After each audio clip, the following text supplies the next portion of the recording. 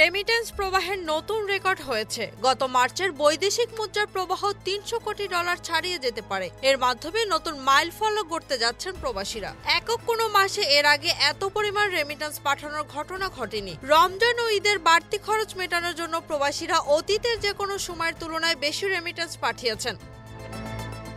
ক্ষমতাচ্যুত শেখ হাসিনার শাসন আমলে হুন্ডির মাধ্যমে অর্থ পাঠানোর প্রবণতা থাকলেও এখন বৈধ মাধ্যম অর্থাৎ ব্যাংকিং চ্যানেলে প্রবাসীরা তাদের কষ্টার্জিত অর্থ দেশে পাঠাচ্ছেন। এতে দেশের রেমিটেন্স প্রবাহে বড় ধরনের ইতিবাচক পরিবর্তন ঘটেছে।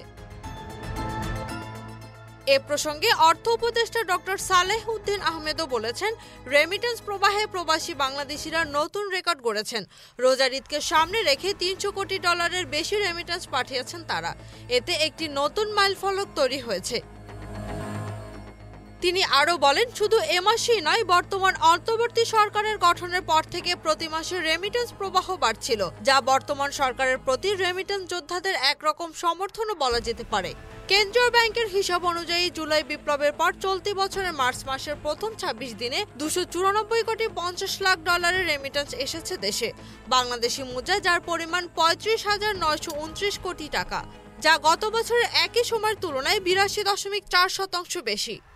Z news, Dhaka.